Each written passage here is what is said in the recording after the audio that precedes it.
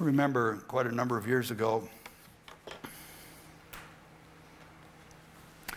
I had taught at Multnomah for a good number of years, I'm sure, although I don't remember which year this happened. But I can remember coming home from school, and all through the evening, I was struggling with a question: is God pleased with my life and ministry at school? Is he pleased? Is God really happy with my life as I am desiring to live it?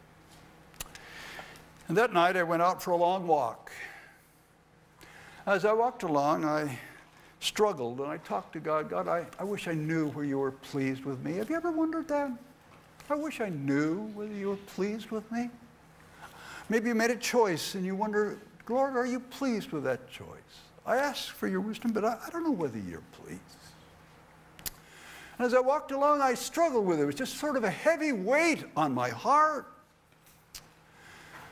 And then I thought something, and it was in a sense foolish, but nevertheless, this is what I thought. I said to God, God, by the way, you know, you've spoken to other people. If you wanted to speak now, you know, you could. You could say, David, I am not pleased, or David, I am pleased.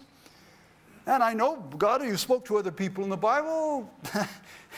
It'd sure be nice if you told me tonight. Sure solve my problem. I'd know. And then I went one step further. I said, well, God, I'm just going to be quiet for a while and give you a chance. So I just walked along and didn't say a word. And he didn't say a word either. In fact, I have never heard God speak to me in my whole life. I came home that night heavy-hearted.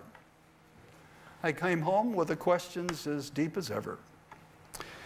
And I'll never forget, the next morning I went off to my first class. It probably was an 8 o'clock class. It seemed like during most of them in the ministry I had an 8 o'clock class every day. And I'd get to my office early, and at that time it was a little house where several faculty offices was. And I remember walking up the sidewalk and going up the steps, and my office was the first door to the left. And I had a little cork bulletin board on the door of my office. And it's where a student could leave a late assignment or whatever. And as I walked up that cork bulletin board, there were little notes stuck all over that cork bulletin board. Well, maybe there'd been one note before of a student with a question about an assignment or something else, but never anything like this. And I pulled off one of the notes and I read it.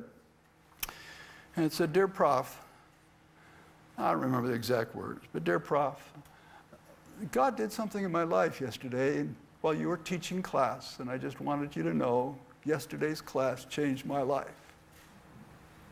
And I reached up and pulled off another note. It was another student saying something along the same idea. Lord, dear Prof, thank you for class yesterday. Another one, dear Prof, thank you that God was able to speak through you to me. After the first 2 or 3 notes, I was bawling. It never happened before and never has happened since.